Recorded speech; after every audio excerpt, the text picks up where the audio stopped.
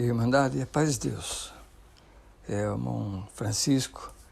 Essa madrugada eu levantei para orar e buscando o Senhor, interferindo pela nossa casa, família e por toda a Irmandade, da qual o Senhor nos deu a responsabilidade de conduzir da melhor maneira possível que nós podemos. Às vezes sofrendo nós, para tentar pelo menos evitar o sofrimento da Irmandade, ainda que reconhecemos que nós não somos capazes de tudo isso, mas estamos na submissão daquele que tudo pode. E eu orando de madrugada, o Senhor me trouxe para que eu fizesse esse áudio para a Irmandade e contar uma obra para nós refletir. Muitos já ouviram eu contar essa obra em algumas igrejas, mas hoje o Senhor trouxe para mim de madrugada, para passar para todos vocês. Em 91, eu passei uma prova material e espiritual muito difícil. Perdemos tudo que nós tínhamos e o sentimento de fracasso, de perda, foi muito forte. E eu não conseguia assim, absorver aquilo que eu estava passando. E principalmente na época, a gente assumia a posição de diácono mais velho da região, e tinha um compromisso muito pesado na obra aqui, no estado do Maranhão. E as coisas materiais ficaram muito ruins e também a espiritual, a minha mente ficou muito assim, conturbada. E eu questionava, Senhor, onde que tu está nessa provação? E eu procurava, às vezes, conversar com um, com o outro, não lamentando, mas esperando ouvir alguma orientação, como aquela sunamita, né? Ela precisou da orientação de Eliseu, depois do milagre da multiplicação do azeite. Ela precisou da orientação. Vende, paga a tua dívida e vive do resto. Então nós estamos constantemente dependentes de alguma orientação de Deus ou daqueles que Deus se usam deles. Mas para mim estava tudo fechado. E no desespero daquela causa eu fui para São Paulo. Nós tínhamos a reunião do ministério. E naquela noite levantou um servo de Deus lá do Paraná, que o Senhor já recolheu ele, e ele contou essa obra na pregação da palavra. Ele pregou a palavra e essa obra trouxe muito conforto para mim. E eu acho que encaixa agora nesse momento. Glória a Deus. Irmãos, ele contou que ele morava em São Paulo quando jovem, tinha 14 anos, tinha mais uma irmã, se eu não me engano, e os pais moravam numa favela na zona norte de São Paulo. E a mãe foi acometida do câncer, o pai desempregado, e ele, como filho mais velho, 14 anos, assumiu a responsabilidade da casa. E a mãe muito enferma, e um dia, num domingo, ele muito triste, saiu para a rua, desesperado, não era crente, ninguém na casa dele, e encostou num poste assim na favela e começou a chorar. E um jovem, nosso irmãozinho, indo para o culto de jovem, viu aquela cena, voltou, falou, amigo, o que você tem, que você está chorando? Ele falou, a minha vida virou tudo de perna para cima. Minha mãe está com câncer, meu pai desempregado, nós não tem nada em casa e a situação está muito ruim. E aquele jovem falou, entra lá dentro, se arruma e vamos comigo num lugar que você vai ter a resposta disso aí. E levou esse jovem para congregar. E Deus mandava a palavra no culto de jovem, que tinha estragado para melhorar, porque do jeito que ia, nunca chegaria aos pés de Deus. Então o Senhor dizia, é meu projeto, mas nesse projeto tem exaltação, tem prova, dor, mas tem exaltação. Vou fazer uma obra, vou te chamar, vou libertar e vou converter toda a sua casa e farei de você um espanto. Todos colocarão a mão na boca ao ouvirem falar de você. E aquilo entrou no coração dele, no outro domingo ele foi, e aquele jovem convidou a mocidade, o cooperador de jovem, para fazer uma visita naquele barraco. E aquela mocidade virtuosa foi junto com com os jovens fazer a visita lá. E o Senhor deu oração para o cooperador de jovens, o Senhor visitou muito eles, e naquela oração o Senhor fez uma obra, libertou a mãe do câncer, chamou ela, o marido, e o menino de 14 anos também nessa graça. Resultado, aí na pobreza que viviam, foi passando-se o tempo, veio a época do quartel, e no quartel ele fez um curso de taquigrafia, na época que chamava, que utilizava o código Morse. Então era assim que se comunicava. E ele aprendeu e exerceu a posição de tacógrafo, é outro nome, não me lembro, no quartel, digitador lá do código Morse. Ficou lá, acho que 2 anos, e saiu. E nisso ele já era auxiliar de jovem, músico, conhecia uma irmãzinha lá também, da comunidade, casou com ela, pobre também, fez mais um pedaço de barraco lá grudado com o pai e a mãe, e tudo servindo a Deus. Veio o primeiro filho, o segundo filho, e ele tinha arrumado um serviço numa empresa como pessoas da comunicação da época do código Morse, e essa firma veio a fechar e veio o desemprego. A esposa grávida já do segundo filho, e não tinha nada em casa. E a situação muito difícil. E eu ouvi nessa obra, o servo de Deus contando. E ele dizia que uma manhã ele acordou, a esposa chorando, e dizia para ele: amor, agora piorou. Porque além de não ter nada em casa, a criança chorando, quer mamar, e secou o meu leite. Aquele irmão desesperado orou e falou: amor, eu vou sair e eu só volto quando eu tiver algum dinheiro para comprar as coisas para casa. E Deus fechou as portas, não encontrou um quintal para carpir, nada para fazer.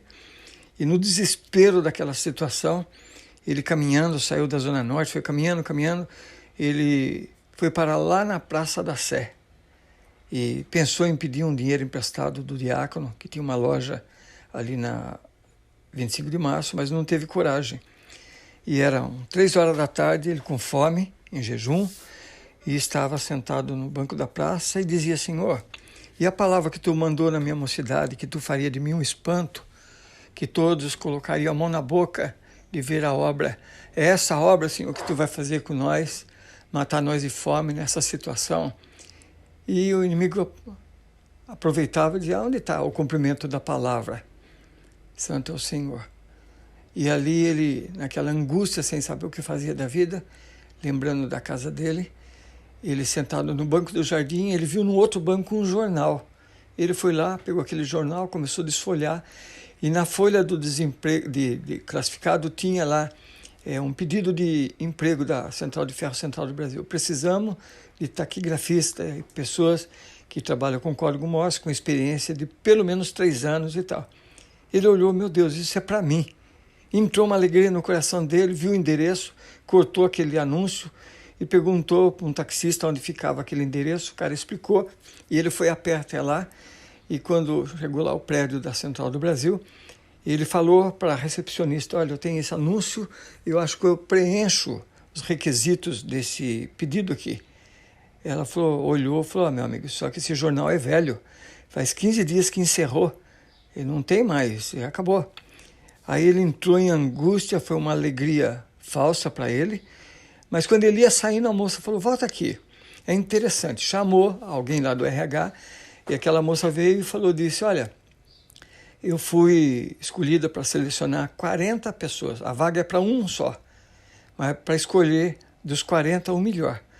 E passou muita gente aqui, mandaram muito currículo, mas eu encontrei 39, faltou um, talvez seja você. Preencha essa ficha aqui. Ela preencheu, falou: a entrevista para os candidatos vai ser amanhã às 9 da manhã. E você, por favor, venha preparado para essa entrevista. Aí ele entrou naquela alegria, pronto, Deus abriu as portas. Quando ele estava passando lá na 25 de março, o diácono chamou ele: irmão, você não é o porteiro da Vila Guilherme? Sou. Entra aqui comigo. Entrou, vamos orar. Orou. Eu estava indo lá na sua casa. Como? Irmão, eu sou diácono novo e tinha pedido para o senhor me revelar um atendimento. E o senhor falou comigo: atende o porteiro lá da Vila Guilherme que te ajudou a contar a coleta quarta-feira passada. Eu estou indo lá na sua casa levar uma compra. Chegou com a compra, o irmão entregou um envelope com dinheiro para ele. Glória a Deus, aquela alegria, felicidade pura, já glorificando a Deus e esperando por amanhã. De manhã cedo pegou o ônibus e foi lá para a Avenida Paulista. Aí foi lá no escritório e resultado, estava lá as pessoas, juntou as 40 pessoas, todos lá, e veio uma pessoa estava marcada a entrevista para as 9 da manhã e falou, olha, o entrevistador está um pouco atrasado, vocês ficam à vontade. Tem aqui, tinha um carrinho, tinha café, tinha chá, suco, bolacha, tem tudo aqui para vocês. Tem revista, tem jornal, vocês ficam à vontade que já que ele chega. E nisso foi ligado um rádio, um som, saía no alto-falante, até meio perturbante. E ele sentado ali, o Senhor falou com ele, 3 Eclesiastes, tempo de falar e tempo de calar. Eu quero o seu silêncio, não fale uma palavra com ninguém. E ele ficou quietinho ali, com a pastinha debaixo do braço, e as pessoas falavam de política, de futebol, de mulher, piadas, tudo que é assunto. E ele quieto. Alguém falou, e você, tem experiência? Ele só chacoalhou a cabeça que sim, não falou uma palavra. E resultado, 10h30 da manhã, vieram complementar aquele carrinho com as coisas que tinha para comer. O homem ainda está atrasado. E ele quieto. E puseram o apelido dele de Mudinho, porque ele não falava. Como será que o Mudinho vai responder às perguntas? E riam. Aí, resultado, meio de meio, trocaram de novo lá. E alguém nervoso falou, cadê o responsável que vai entrevistar nós? Desde as 9 da manhã. E foi nascendo uma contenda no meio daquela bagunça e o irmão quieto. Aí já foram embora uma meia dúzia, 1h da tarde foi mais meia dúzia. Para resumir, irmãos, eram 3h da tarde, eles estavam em 14 pessoas. E ele quieto. Isso já 3h da tarde. E alguém disse assim, eu vou ficar nem que seja por último aqui. Não quero mais trabalhar nessa empresa. Não tem responsabilidade e tal. E no meio daquela bagunça, as pessoas revoltadas, outros rindo, e o irmão no silêncio, no meio daquele som apareceu uma mensagem em código Morse. Os antigos sabem o que é isso. Eram sinais que faziam um bip, bip, bip, bip, bip, assim. E o bip longo, mais um curto, significava uma frase e tal. E naquela mensagem dizia assim, quem estiver ouvindo e entendendo essa mensagem, subir para o 6º andar, sala 608. Ele pegou a pastinha e saiu e falaram, -1, o Mudinho está indo embora. Só que em vez de ele ir embora, ele subiu. Bateu naquela porta, a pessoa pode entrar. Tinha um senhor sentado numa mesa lá, falou, pois não, eu sou uma das pessoas que estavam lá embaixo, e saiu uma mensagem no meio do som, que quem estivesse entendendo, ouvindo e entendendo aquela mensagem era para vir aqui. E eu entendi, pode sentar aí. Aí ele sentou, ele pegou o telefone, ligou lá para baixo, pode dispensar os que estão aí, que eu já encontrei o candidato. Glória a Deus. Ali, irmãos, foi entrevistado, entrou para trabalhar na Estrada de Ferro Central do Brasil, o senhor fez uma grande obra com ele, se formou engenheiro de telecomunicações, criou seus filhos dentro da graça, naquela época ele já velho, já fazia muitos anos que tinha acontecido isso, o senhor tinha levantado ele depois como cooperador jovem, cooperador, e na época que nos contou isso em 91, já era ancião. Falou, irmão, conheci 18 países do mundo, meus filhos se formaram, um engenheiro, outro médico, a menina advogada. E eu estou dizendo aqui, tempo de calar é tempo de calar. Para de falar da sua prova que eu vou aparecer na sua vida. Porque você não está entendendo a mensagem. Toda aprovação tem uma mensagem. E às vezes não alcançamos a obra porque não interpretamos a mensagem. Ali, irmãos, aquilo nasceu uma confiança em mim, criei, e o Senhor me tirou daquela aflição e tomou as providências. E o Senhor me trouxe essa parte. Nós estamos vivendo, irmãos, dias muito difíceis. Estamos numa sala fechada, santo é o Senhor. E ouvimos de tudo quanto é coisas, ou pela mídia, ou pelo telefone, ou pelos meios de comunicação. E o Senhor me trouxe agora, irmãos, para nós entender que tem uma mensagem de Deus em toda essa aprovação no mundo. Nunca, nem no episódio da Segunda Guerra Mundial, o mundo parou da maneira que está parado, encurvado diante de um inimigo silencioso, e está aí pondo todo mundo na mesma situação.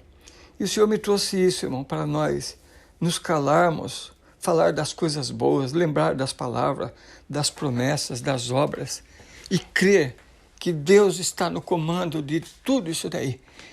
E se nós entender a mensagem, de repente ela vai falar no fundo do nosso coração. Servo, entra na comunhão. Vem que eu quero entrevistar você. Santo é o Senhor. E temos certeza, irmãos, que vamos ser escolhidos. Se nós entender e passar esse momento, irmãos, de tanta disseminação de coisas ruins, né, que traz tanto pânico para a humanidade. Esse é o propósito do diabo. Mas, irmãos, aquele que confia no Senhor, a igreja fechou, mas o céu não. Está aberto para nós. Vamos bater na porta 608, como aquele irmão bateu, estava lá o entrevistador. Hoje, a porta 608 é a graça, o entrevistador é Jesus Cristo. Fala com ele a gente pode falar. Mas, irmão, vamos tomar cuidado com aquilo que a gente ouve, com aquilo que a gente divulga, para que não venha a ser o caso de nós fazer parte daqueles que disseminam o pânico. E a palavra diz assim, bem-aventurados os pés dos que anunciam as boas obras. Irmãos, e como está escrito lá em 1 Pedro, versículo 9 e 10, diz assim, mas vós sois a geração eleitas, o sacerdócio real, a nação santa, o povo adquirido, para que anunciais as virtudes daquele que nos chamou das trevas para a sua maravilhosa luz. Vós que no outro tempo não erais povo, mas agora sois povo de Deus, e não tinham alcançado misericórdia, mas agora nós alcançamos a misericórdia. Então, irmãos, nós temos que ter certeza que fazemos parte desse povo eleito por Deus. Glória ao nome santo do Senhor. Irmãos, vamos nos apegar na fé, na verdade em Cristo, e tudo vai passar. E se o Senhor nos der a oportunidade de nós voltar, santo é o Senhor, temos certeza, irmãos, que voltaremos melhores, mais crentes, mais tolerantes, mais perdoador, amando mais e crendo que tem um Deus no comando de tudo isso daí. Então vamos, irmãos, entender a mensagem desta grande provação que atingiu todos, o justo e o injusto, como está lá em 4 de Eclesiastes. O ímpio também passa por isso, mas ele não tem o Espírito Consolador. Nós temos. Se sintam consolados da parte de Deus. E nós, como eleitos para cuidar de vocês, estamos sofrendo junto com vocês. Longe do abraço físico, mas estamos na liberdade de entrar no santuário e sentir a comunhão de Deus. E esta comunhão vai alimentar nós, vai fazer nós lembrar de obras e de palavras que está gravada dentro do nosso coração, como eu lembrei da palavra que o irmão Vitório pregou lá no Brás, em 84, José no Egito. Pensamos que Deus ia arrebatar o servo de Deus. Vimos ele quase flutuando no ar assim. Nunca senti tanto Deus como senti naquele dia. Santo é o Senhor. Para nós é um tempo longo, 30 e poucos anos já se foram. Mas para Deus que é eterno, isso não é nada. E se nós entrar na comunhão, o que Deus fez como vitória, Ele pode fazer com nós. O servo de Deus já não existe mais. Foi embora, mas o legado de fé, de ensinamento, de virtude, ficou gravado dentro do nosso coração. Santo é o Senhor. Então, Mandari, vamos nessa comunhão se apegar com Deus. O justo viverá da fé. Nós vivemos pela fé quando nós temos oportunidade de esperar uma porta abrir, de uma enfermidade ser curada. Mas viver da fé é se alimentar daquilo que alcançamos pela fé. E hoje nós vamos viver da fé. Trabalhamos, recolhemos nossa previdência para nos aposentar. E quando aposentar, nós vivemos da aposentadoria. E hoje o recolhimento nosso é o glória, é o aleluia, a nossa oração. Tudo isso é o recolhimento. E a aposentadoria, irmão, vai ser lá no céu. Ela é eterna, nunca vai acabar. A inflação não corrompe, o vírus não ataca. Então, vamos crer nisso daí, o Senhor nos dará força. Senti da parte de Deus de passar isso para Mandari. Receba com todo carinho, na melhor da intenção de ajudar e ser ajudado também. Deus abençoe a todos, Deus seja louvado.